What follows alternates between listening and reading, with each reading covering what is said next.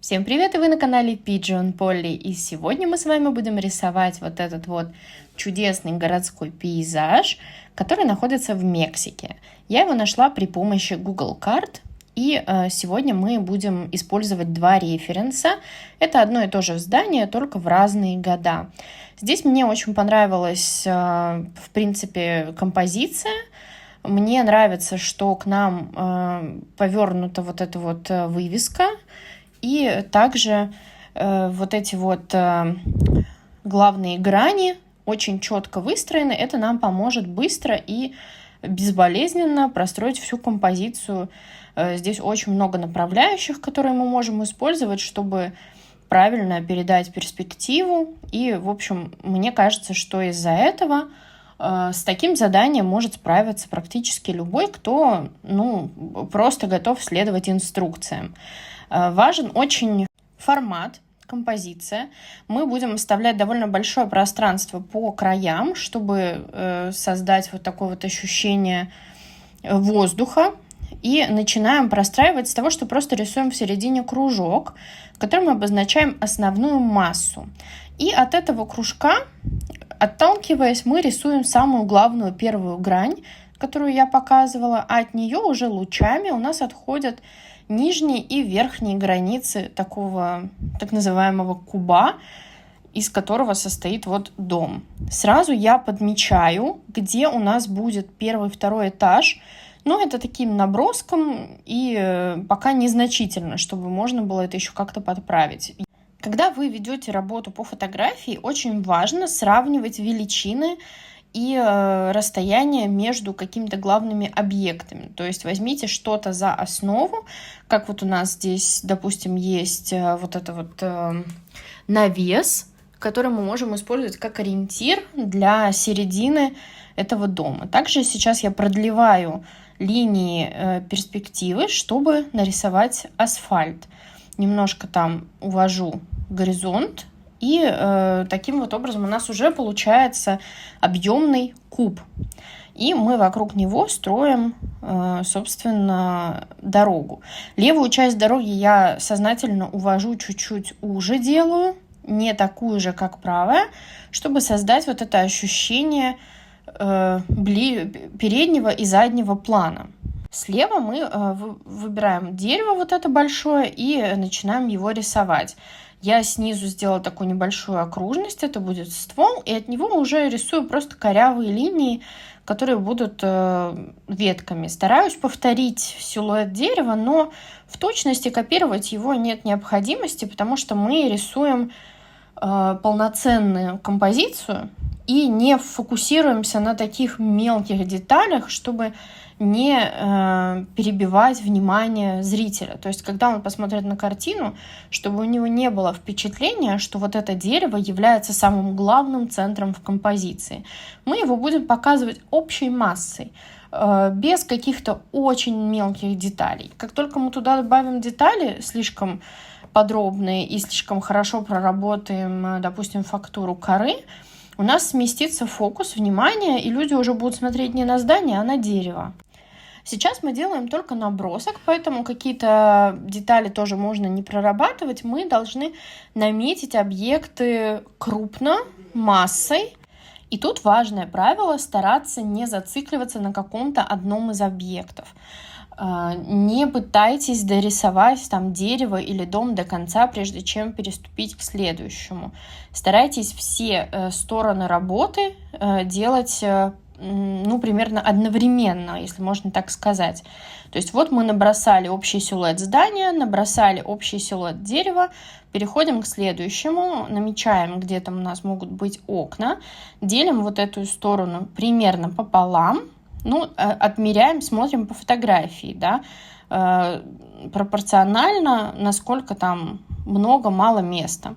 И сейчас будем делить уже на 2 этажа.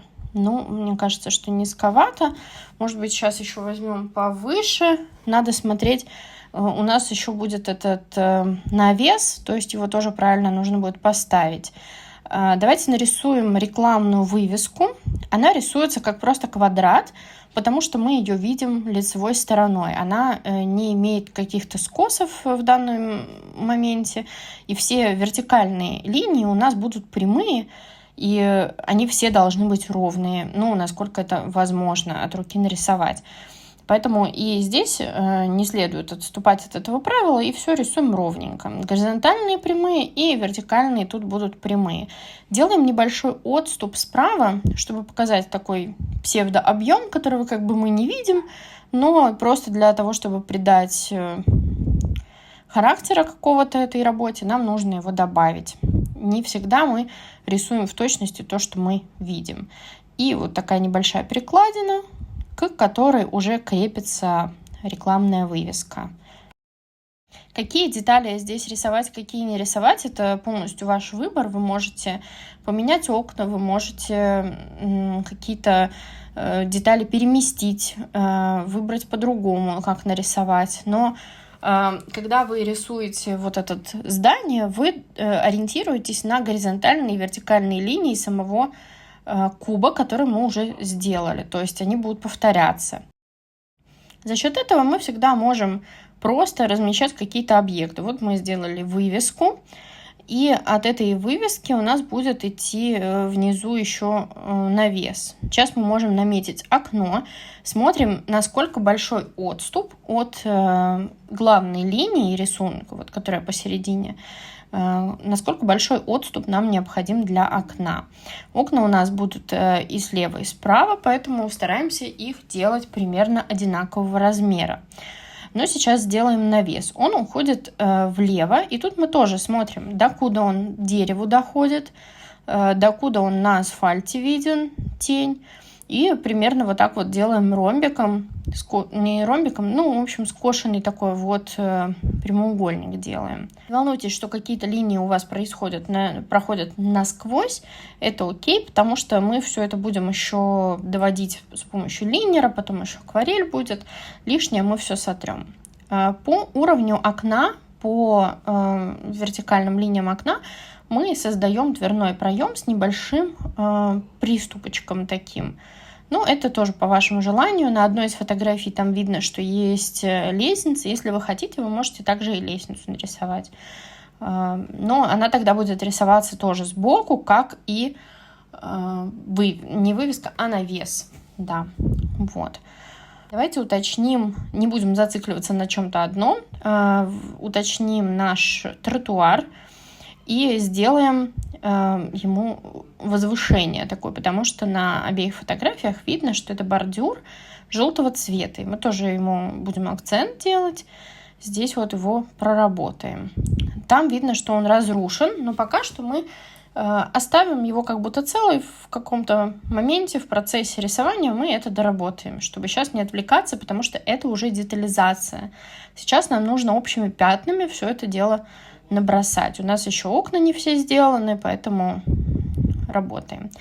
Можно добавить на асфальт небольшие линии, чтобы было вот это ощущение перспективы. И я тут обратила внимание, что там есть фонарь, и решила тоже его добавить.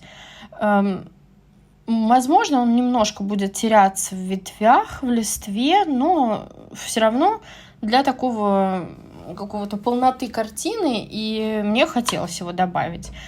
Конечно, не запрещается полностью детально рисовать все то, что вы видите на фотографиях, и такой делать как репортаж в каком-то смысле, но это зависит все от цели, с какой вы рисуете. Если вы хотите передать исторический какой-то момент, или что вот как здание выглядело в тот или иной момент, и детали важны, то, конечно, вы можете их все указать.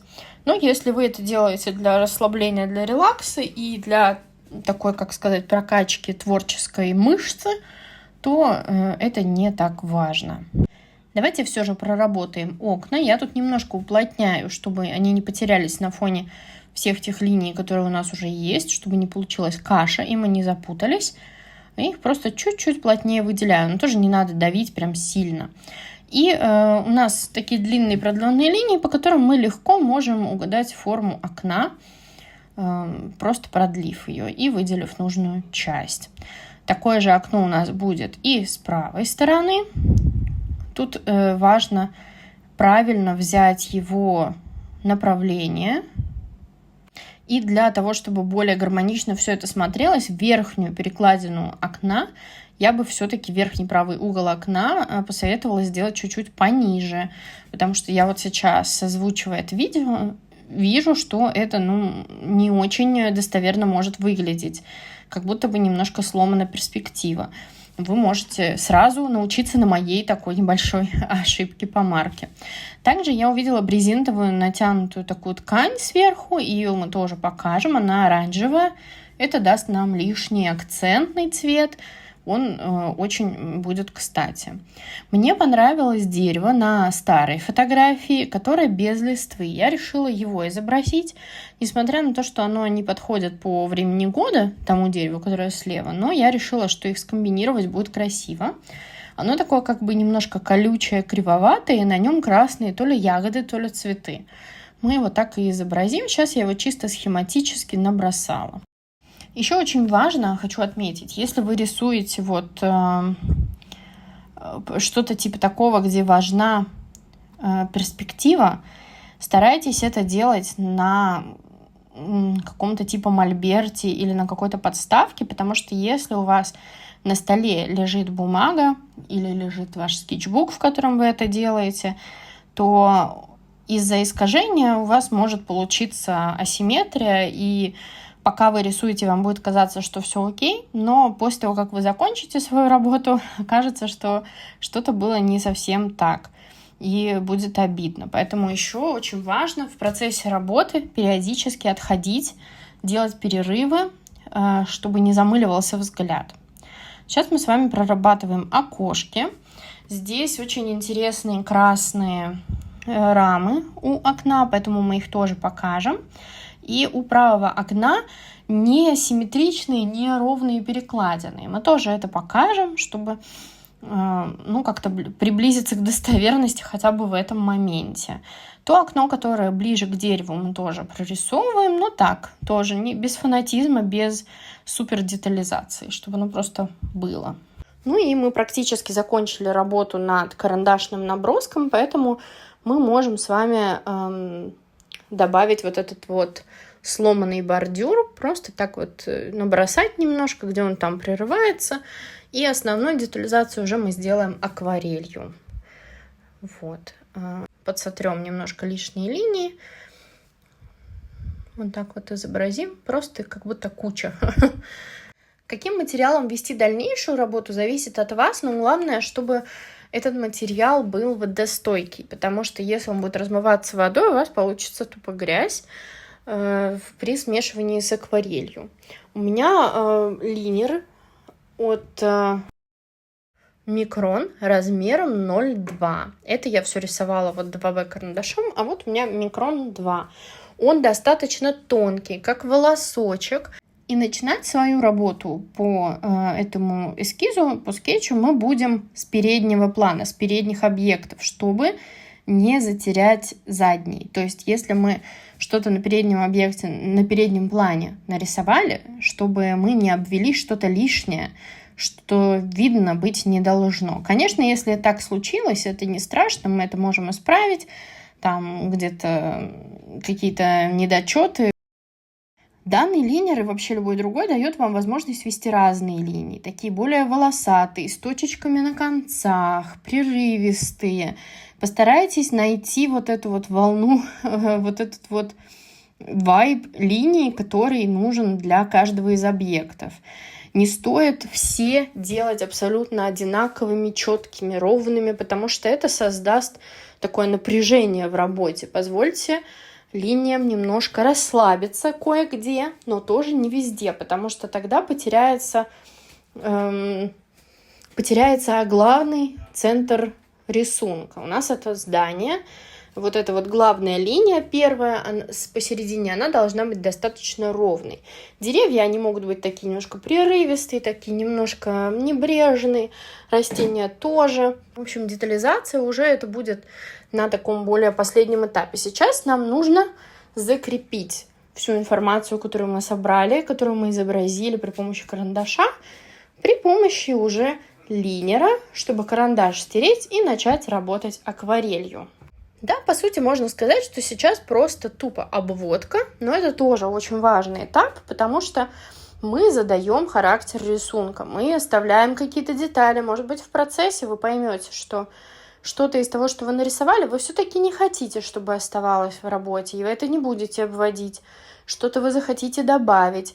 Но какие-то кардинальные изменения я все-таки вносить на первых этапах не советую. Потому что бывает такое, что вы можете в процессе что-то где-то забыть, что-то как-то было согласовано на начальном этапе, что вот будет там, не знаю, дерево с чем-то связано, а вы решили это что-то убрать, и уже это как-то перевес в композиции произошел.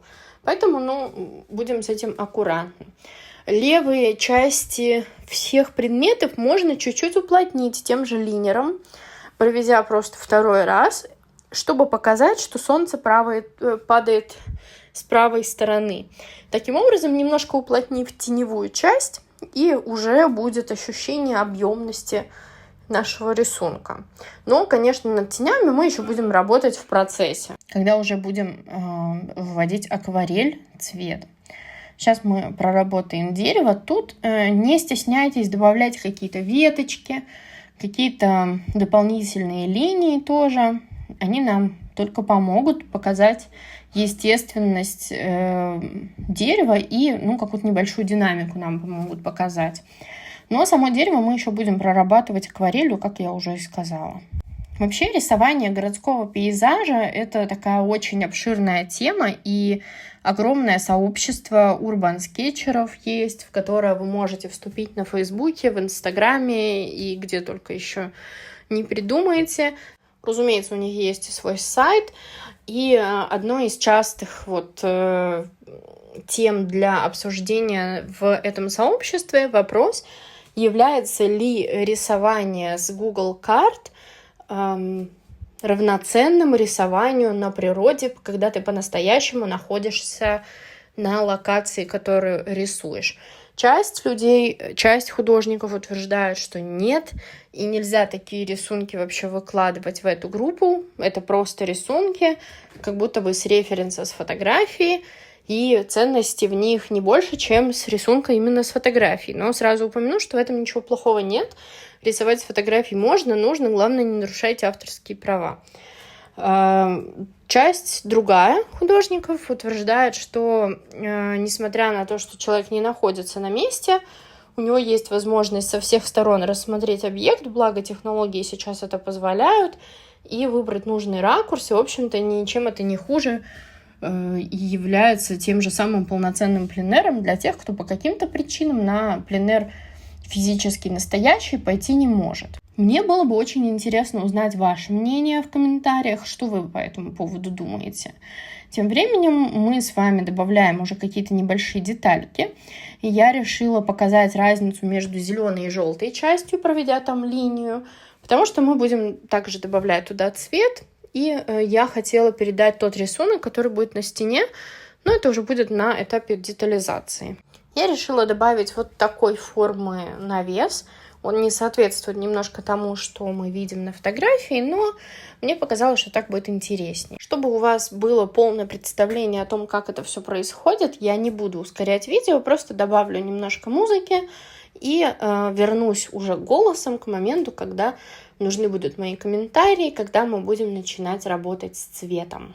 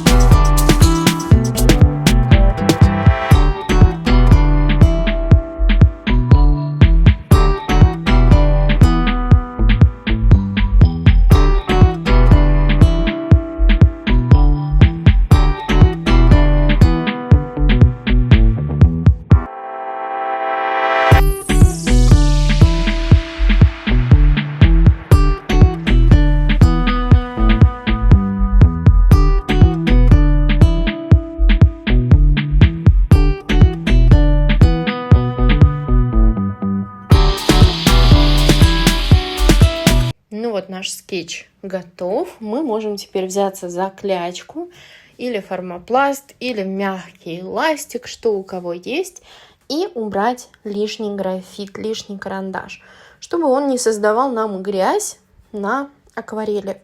Но тоже стараемся без фанатизма, все хорошо в меру. Не пытайтесь стереть лист до дыр, потому что из-за этого может позже хуже браться акварель, хуже держать воду бумага. И, в общем, не стоит перебарщивать и с этим. Теперь мы с вами готовы приступить к работе уже акварелью непосредственно. Все использованные материалы есть в описании видео. Мы сейчас смачиваем большой кисточкой водой лист, потому что первую работу мы будем вести по мокрому. Если у вас нет большой кисточки, вы можете взять губку, можете взять распылитель, неважно. Главное сделать лист мокрым. Тоже не стоит делать какие-то невероятные лужи и старайтесь держать лист под небольшим наклоном, чтобы лишняя вода так или иначе стекала с листа. Я начинаю свою работу с теплого желтого. У меня это Permanent Yellow Deep от Mijelo Mission Gold. У вас это может быть любой теплый желтый, по сути. И я решила начать именно с него, чтобы начать с яркого светлого объекта и показать акцент. И уже от него мы будем с вами плясать. Нижнюю часть зеленую я смешала лимонную желтую и немножко бамбук грин. И получился вот такой вот яркий зеленый насыщенный цвет. Хорошо даже, что они будут смешиваться на листе. Это будет более естественно выглядеть, чем если мы сейчас с вами будем каждый квадратик отдельно закрашивать, не заступая за линии, стараясь соблюсти все вот это вот. Первый слой цвета дома я крашу прямо по окнам и по всем деталям большой кисточкой. Это очень сильно разведенный нейтральный тинт и чуть-чуть ультрамарина добавленного. Чуть-чуть, буквально капелька, чтобы просто это был не тупо серый, а какой-то, более характерный серый. Можно добавить диоксидин фиолетовый, но тоже супер-супер капельку, чтобы придать вот такой интересный эффект. Потом мы еще с вами доработаем. А сейчас я прокрываю небо смесью кобальта синего, чуть-чуть того же цвета, который у нас получился на доме, и совсем капельку глубокого красного, но совсем мизерно, чтобы вообще его там практически не было. Я советую просто намешать на палитре вот эти оттенки заранее, и они будут по ходу дела смешиваться, вы будете их добавлять просто во все. Чуть-чуть добавляю кое-где синего побольше, то есть ультрамарина, либо кобальта. Чуть-чуть где-то больше добавляю нейтральный тинт. Местами можно ввести кобальт синий, кобальт зеленый глубокий. Это номер 616, если вот важно вам именно номер у Mijelo знать. И вот такими вот легкими движениями мы как бы вбрасываем туда цвет. Оно все будет хорошо смешиваться между собой. В окна и рамы я добавляю чуть-чуть Red Brown. Это такой, что-то типа сепии, такой красноватой. Просто для того, чтобы придать вот оттенка интересного. Не бойтесь никогда добавлять цвета, которых вы как будто бы не видите в какие-то такие рисунки, потому что вы тренируетесь. Я решила добавить еще чуть-чуть диоксидина фиолетового, смешанного с Red Brown. Он дает вот такой вот интересный оттенок. То есть вы сейчас добавляете, смешиваете. И вот почему важно иметь в своем арсенале палитру, в которой вы уверены, в которой не очень много пигментов смешано в каждом цвете, потому что вы сами будете их намешивать и смотреть в процессе, что вам нужно добавить. Если у вас все краски будут многопигментные, у вас получится просто каша и грязь. Я усиливаю зеленый тем же составом, только чуть больше там бамбукового зеленого, чем лимонный желтый. Мы приступаем с вами к рисованию дерева. Большой кисточкой я намешала у себя бамбук грин плюс кобальт грин дип плюс ультрамарин лайт. И чуть-чуть добавляю Red Brown. Для того, чтобы получился не тупо зеленый, а какой-то интересный зеленый. Вы можете поэкспериментировать и перед началом работы намешать все варианты зеленого, которые у вас могут получиться из вашей палитры. Это еще одна причина, по которой очень важно делать выкраски и делать сводчи, смешивая разные ваши краски, чтобы понимать, что там получается. В листву также чуть-чуть на верхушках мы добавляем тот же зеленый цвет, который у нас был на самом здании, чтобы были и светлые листочки, на которые падает свет, и темные листочки, на которые света меньше попадает. По мере того, как растекается краска, вы можете где-то добавлять, где-то немножко убирать мокрой кисточкой. Когда чуть-чуть подсохло, чуть-чуть, вы можете взять вот этот яркий зеленый цвет и сделать листочки. Просто вы тыкаете в разное пространство, не пытайтесь прорисовать листочки. Просто тыкаете рядом с основной массой вот такие отдельные капельки. И получается, как будто бы листва. Передний план листвы мы еще с вами проработаем. Сейчас мы делаем вот такую как бы общую массу. Также мы положили зеленый в правое дерево и в такой небольшой горшочек с цветами внизу. Ничего, что оно растеклось, будет хорошо. Просто дайте волю, позвольте краске делать свое дело, она должна растекаться.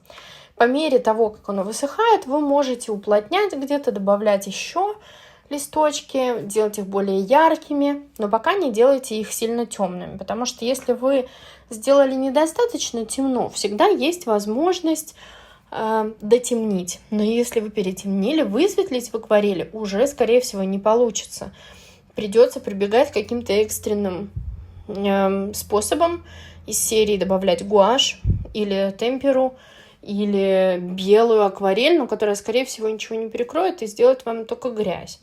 В общем, можно делать микс-медиа, то есть добавлять другие материалы, белую ручку, но я советую учиться сразу начинать со светлого и потом уже дотемнять. Точно так же, как мы сейчас дотемняем с вами здание, чтобы оно не было абсолютно белым, потому что краска впиталась в лист, и мы видим, что слишком светло вышло. Я добавляю опять Neutral Tint и Red Brown и смешиваю их прямо на листе.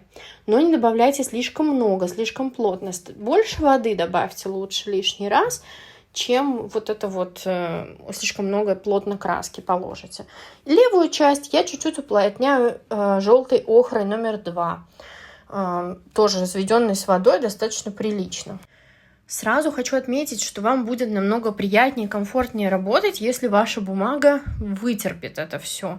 Мы с вами добавляем много краски, много воды, поэтому позаботьтесь о том, чтобы бумага держала все это стойко. Я опять же добавляю Neutral Tint, но с добавлением уже ультрамарина светлого, чтобы получить такой более холодный оттенок. И бордюр подкрашиваем желтым. Ничего, что он смешивается с цветом тротуара. У нас как раз получится то, что нужно. Не такой же яркий желтый, как на доме, потому что на доме он чистый желтый. Мы его даже еще, наверное, уплотним, но это уже в процессе. Я решаю добавить еще побольше кобальта синего, разведенного с водой, в небо, чтобы оно не впитывалось так сильно, потому что у меня хлопковая бумага, иногда она подсъедает цвет, и поэтому требуется больше добавлять краски. Ну вот у нас бумага подсохла, мы все тем же намешанным зеленым, который у нас получался, добавляю туда чуть-чуть синенького, чуть-чуть коричневенького в бамбуковый зеленый, чуть-чуть желтого, мы можем вот сделать такой достаточно темный, и кое-где в некоторых местах вот эти темные листочки, которые ближе всего к нам, мы можем с вами прорисовать. Ну, не старайтесь каждый листочек выводить, как вот в детском садике мы делали, рисовали листочки по форме там какой-то определенной. Нет, это просто капельки краски. Так они будут более естественно выглядеть. И, как я уже говорила, не стоит перебарщивать с детализацией, потому что это не самый главный объект у нас на рисунке. Также прорисуем вот это вот деревце в горшочке, добавим немножко темного в правой зеленушке и можем приступать к рисованию дерева самого, то есть его ствола. Я беру здесь чисто Red Brown, разведенный с водичкой сначала, и делаю первый покрас. В левой теневой части я буду добавлять чуть больше самой краски, чтобы это выглядело темнее. И кое-где я добавлю либо ультрамарин синий, смешанный с Red Brown, либо чуть-чуть диоксидина фиолетового в тенях, чтобы затемнить, чтобы оно выглядело вот как будто бы там тень с той стороны. Тут я уже стараюсь довольно аккуратно рисовать, не заходить за контур веточек. И кое-где веточки уходят в крону дерева, и мы их там не прорисовываем.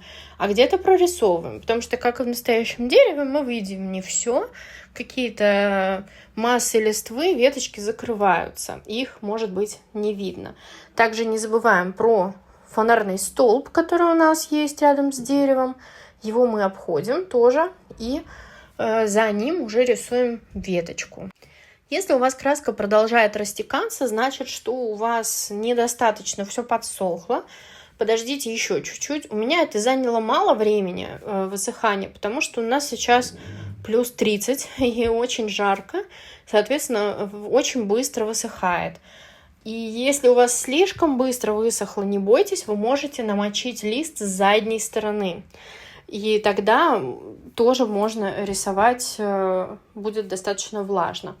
Но, как я уже упоминала ранее, нужно, чтобы бумага была соответствующая, и на ней можно было вести такую долгосрочную работу. Когда у нас плюс-минус получилось все с деревом, можем переходить к другим объектам. И, например, крыша. Тут мы тоже смешиваем, например, кобальт зеленый глубокий с Red Brown. Можно Red Brown чуть-чуть побольше положить, можно их прямо на листе смешивать. Я также беру Peacock Blue, 543 номер, тоже чуть-чуть совсем добавляю туда. И вот посмотрите, как он интересно смешивается с Red Brown. Мне очень нравится. Если у вас есть какие-то другие идеи насчет того, какие цвета смешать и положить туда, это же тоже можно сделать. Вы можете отступать от того, что вы видите, и сделать какие-то другие соединения. Главное, чтобы это все гармонично выглядело. Но и ошибки, на которых мы можем учиться, это тоже хорошо. Я уплотняю глубоким желтым, чтобы эта часть здания была самой главной на рисунке, чтобы она привлекала внимание. Тут у нас получилось слишком плешивенько, и нужно это исправить, чтобы было более ярко. Если мы весь рисунок сделаем таким ярким и таким плотным, так плотно нанесем акварель, то у нас потеряется центр кадра, центр рисунка, и будет непонятно, где что. Также закрашиваем и внутреннюю часть. Очевидно, что такой рисунок на пленэре, конечно же, применяя вот эти все техники, будет очень сложно сделать, особенно начинающему художнику. На пленэре мы можем использовать разные лайфхаки и немножко по-другому строить свою работу. Если вам это интересно, напишите в комментариях, я сниму тоже подробное видео об этом. Но какие-то пленэрные видео у меня уже есть на канале, вы можете их посмотреть.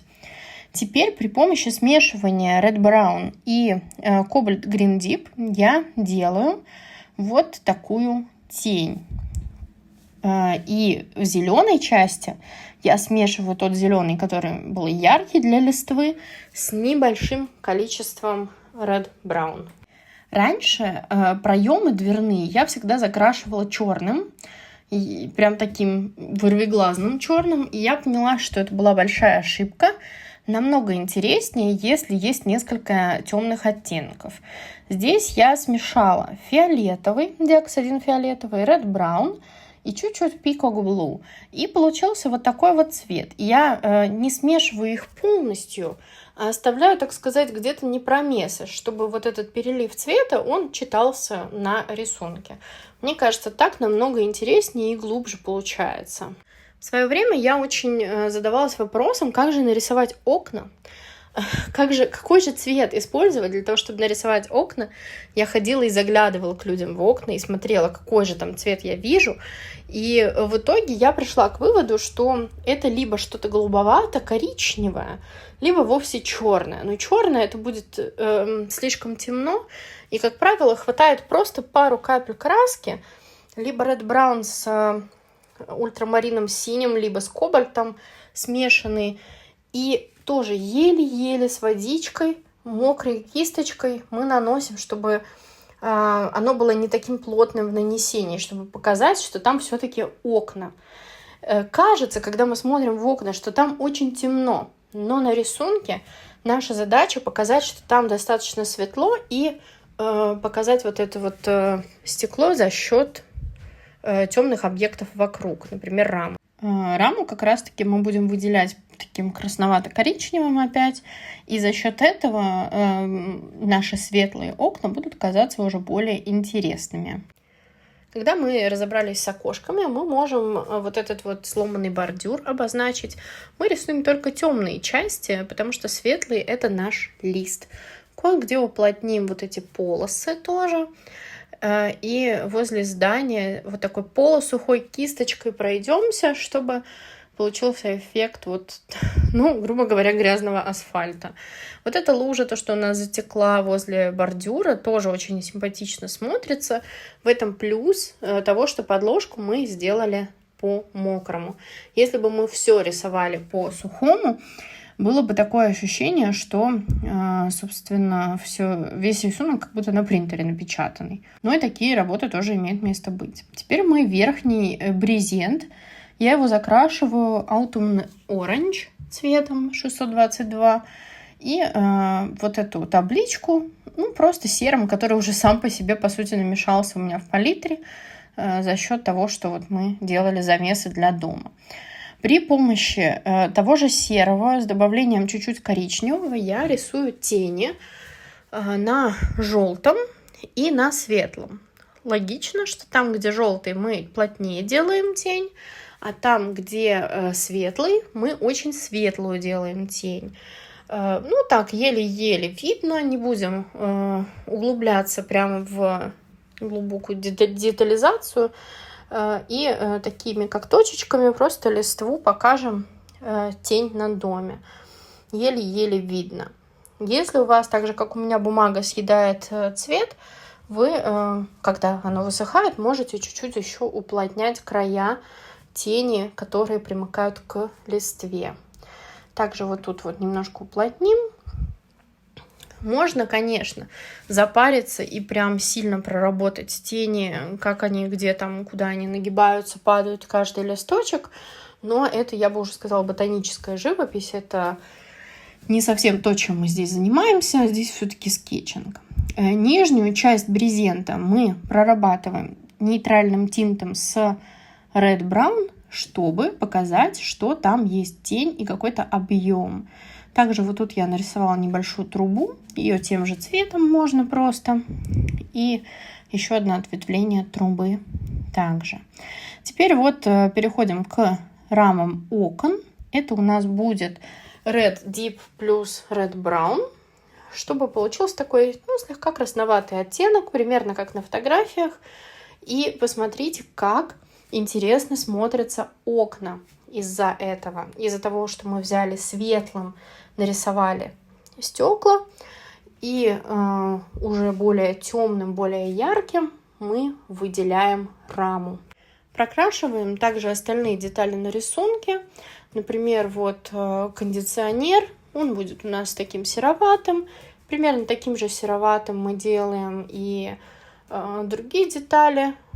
Немножко добавляем тени вывески, которая просто светлая, без надписи у нас.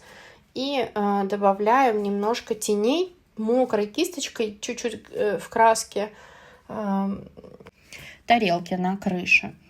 Также не забываем про фонарь. Его делаем... тут я скажу сразу, что, наверное, его можно было и не рисовать, но мне захотелось, чтобы он все-таки был. Он немного теряется. Но если вы хотите, вы можете его нарисовать включенным, добавить туда желтый цвет, и тогда он будет выделяться на фоне листвы. Но если вы не хотите, можете точно так же, как я, просто серым, оставляя кое-где белые блики, проработать его вот так. Не забываем про горшочек с цветами, который у нас слева стоит. У нас еще дерево не нарисовано и вывеска. В принципе, очень важно после того, как вы нарисуете, и когда вы решите, что вы закончили работу, оставить ее на день, а то и на 2, и просто не смотреть на нее, забыть про нее. Потом вернуться и посмотреть на нее свежим взглядом. Я еще иногда просто вешаю на стену на несколько дней, чтобы привыкнуть к работе, которую я нарисовала, потому что изначально сразу, как только я ее нарисовала, мне кажется, боже мой, какой ужас, это ужасно, это невозможно, и вообще стыд, позор. Но потом я хожу, свыкаюсь с ней, и у меня уже не такой замыленный взгляд, и становится намного понятнее, где там ошибки, что можно исправить и так далее. Теперь мы ведем работу над деревом, которое у нас справа. Тоже мы аккуратненько Red Brown немножко можем его погасить при помощи Ultramarine Light и более темным сделать его, потому что оно на теневой стороне рисунка. И добавляем просто Red Deep небольшие цветочки. Не старайтесь их делать идеально круглыми, просто такие небольшие тычки краски по листу. Можно добавить побольше вот этих веточек, но тоже не стоит перегружать, иначе будет выглядеть как будто это такой волосатый куст. Дальше при помощи желтой охры номер 2 с большим количеством воды разведенной мы закрашиваем вот эту вот вывеску, наносить такими полосками, выходящими из угла. И это просто та же самая охра, только чуть-чуть в более плотном нанесении. Вот такие как лучи, ретро-вывеска такая получается. Вы можете написать на этой вывеске все, что вы хотите, если вы не хотите повторять то, что у меня написано, то, что написано на фотографии. Но мне вот захотелось повторить так, как там сделано. Сейчас она тоже немножко подсохнет, пока проработаем тени дерева на навесе. В процессе работы вы включаетесь и начинаете замечать, где вы что-то упустили. Это очень тоже важно. Подсматривайте, смотрите, что можно сделать, что можно добавить. Пока у нас сохнет та вывеска, здесь мы можем написать красные буквы. Я не очень поняла, что там написано, но примерно стараюсь передать, что там могло бы быть. Вы также можете либо повторить, что там было, либо что-то свое придумать и изобразить. Здесь я это делаю Red Deep с Red Brown смешанным. Больше, конечно, красного в этом смеси. И нижнюю часть делаю при помощи Cobalt Green Deep. Ну, тоже там какие-то каракули добавляю, не особо это важно. Также там есть небольшой рисунок, который я попытаюсь повторить, но тоже так чисто символически, скажем так. Можно, конечно, его попытаться проработать посерьезнее, если есть такая цель, такая задача. В общем и целом, работа практически готова, и мастер-класс подходит к концу. Нам остались небольшие детали. Я надеюсь, что у вас получилось что-то примерно похожее или совершенно отличающееся от этого, но не менее ценное. Я буду очень рада, если вы зайдете в Telegram и поделитесь под этим выпуском своей работой, своей версией, что у вас получилось. Я надеюсь, что вы узнали много нового и получили качественные знания, чтобы можно было самостоятельно выбирать рисунок какой-то, тему для рисунка на Google картах и создавать свои прекрасные пейзажи городские и не только. Если у вас есть какое-то определенное место, которое вам бы хотелось, чтобы я разобрала для следующего мастер-класса, то напишите мне об этом в комментариях, либо же пишите об этом также в Телеграме. Я постараюсь снять для вас, потому что мне бы хотелось, чтобы эта рубрика стала такой, чуть более постоянной. Да, она занимает много времени и много подготовки, но я думаю, что результат не заставит себя ждать. И для меня самым важным фидбэком от вас будет вот ваш результат и ваше мнение об этом. в комментариях в том числе. Если вы смотрите это видео не подписанными, то, конечно же, подписывайтесь, чтобы не пропускать новые видео. Тем временем на вывеске у нас появляется надпись Soul красным, но не просто тупо красным, я его немножечко успокаиваю при помощи коричневого. Здесь я делаю небольшой набрызг цветом асфальта, чтобы, как-то немножко игривости картине придать. И, в принципе, на этом все. Вот такой вот чудесный пейзаж у нас получился. Я надеюсь, что он будет радовать вас в дальнейшем. Всем спасибо и до новых встреч!